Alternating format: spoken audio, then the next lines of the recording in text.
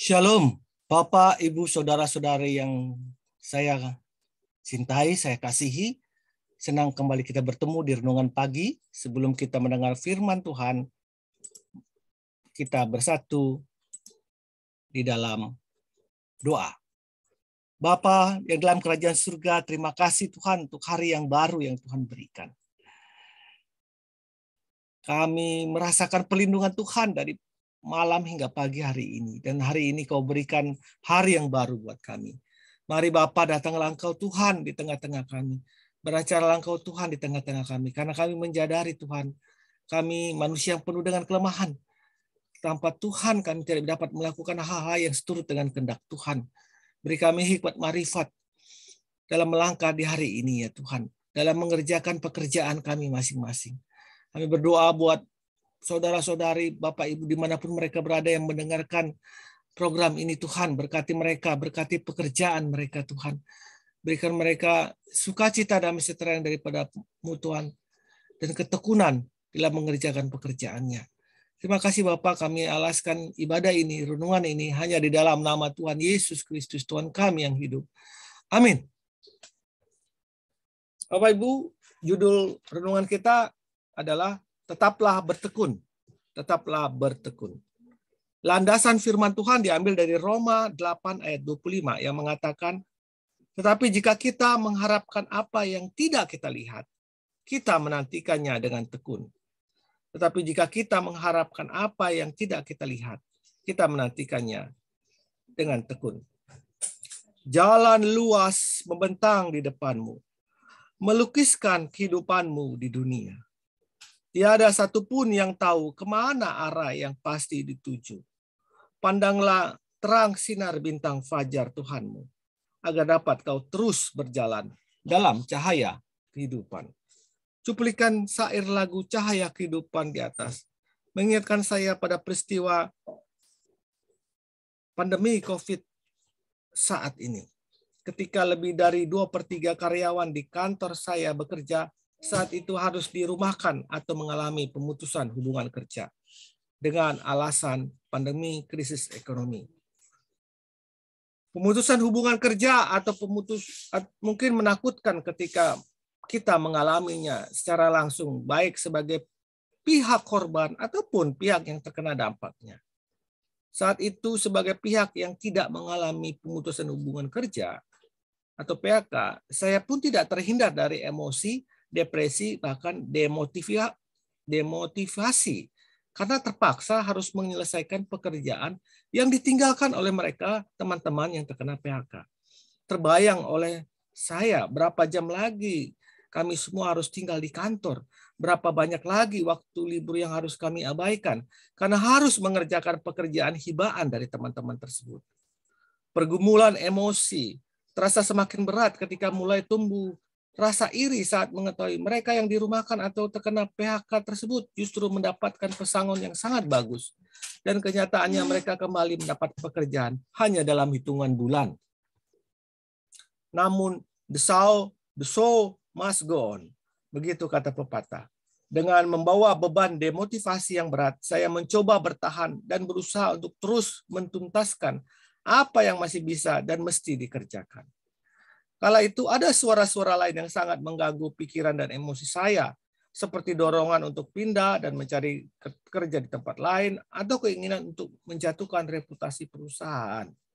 Namun di sisi lain ada juga pikiran dan dorongan untuk tetap tinggal dan terus bekerja.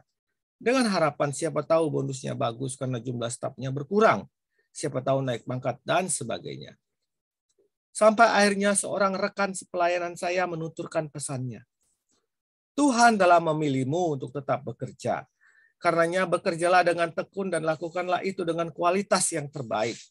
Meski tidak ada yang pernah tahu kelak hasilnya akan seperti apa. Tuhan telah memilihmu untuk tetap bekerja. Karenanya bekerjalah dengan tekun dan lakukanlah itu dengan kualitas yang terbaik. Meski tidak ada yang pernah tahu kelak hasilnya seperti apa. Sebuah pesan sederhana seperti nasihat Rasul Paulus kepada jemaat Roma yang mengingatkan saya bahwa apapun yang terjadi, ada rencana indah Tuhan yang mungkin belum terlihat. Setelah lebih dari 20 bulan kemudian, ketika seorang pegawai baru datang bergabung, dan berkenan membantu, saya berhasil menjalani dan melewati proses yang awalnya terasa berat tadi. Hasil boleh berbeda dengan apa yang saya harapkan, tetapi ada proses belajar untuk tetap bertekun dalam bekerja dan menantikan hasilnya. Itulah kemenangan yang sesungguhnya. Ditulis oleh Juswandi Pitono dalam buku Pelangi Jiwa GKI Kayu Putih. Bapak Ibu yang dikasihi Tuhan, jika saat ini Anda masih bekerja, syukurilah hal itu.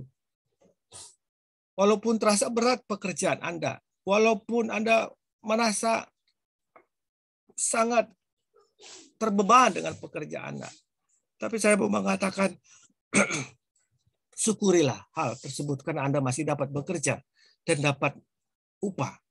Karena begitu banyak saat ini orang-orang yang tidak dapat bekerja, bukan karena mereka tidak mampu dalam prestasi pekerjaan.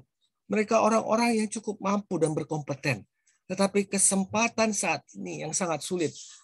Perusahaan-perusahaan mereka banyak tutup karena pandemi COVID-19 ini.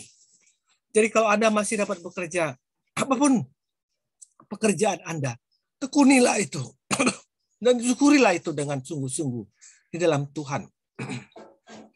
Jangan pernah sekali-sekali pada saat ini untuk berpikir untuk keluar dari pekerjaan Anda. Karena resikonya cukup tinggi untuk Anda dapat dengan pekerjaan kembali. Sebelum Anda mendapatkan pekerjaan baru, jangan dulu untuk keluar dari pekerjaan Anda. Bapak Ibu yang dikasihi Tuhan, Kolose 3 ayat 23 mengatakan, apapun yang kamu perbuat, perbuatlah dengan segenap hatimu seperti untuk Tuhan dan bukan untuk manusia. Apapun yang kamu perbuat, perbuatlah dengan segenap hatimu seperti untuk Tuhan, bukan untuk manusia. Kolose 3 ayat 23.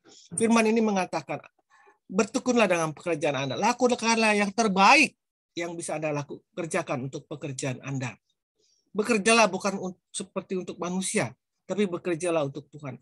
Walaupun Anda tidak diawasi, walaupun tidak ada orang yang melihat Anda, tetapi Anda bekerjalah dengan sebaik mungkin untuk Tuhan, seperti untuk Tuhan.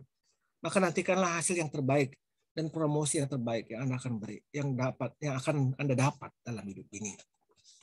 Jika Anda sudah bekerja dengan sebaik mungkin, maka hasilnya pasti tidak akan mengecewakan Anda. Bapak Ibu dikasih Tuhan, sekali lagi firman ini mengatakan apapun pekerjaan Anda, apakah Anda seorang guru, seorang karyawan, seorang pekerja lepas, apapun, seorang ibu rumah tangga, apapun itu, kerjakanlah dengan sungguh-sungguh. Maka berkat itu akan mengalir dalam kehidupan Anda. Selamat pagi, selamat hari Senin 24 Januari 2022. Selamat menapaki setiap pekerjaan Anda dengan bertekun dan bekerja dengan sungguh-sungguh. Tuhan Yesus memberkati Anda. Amin.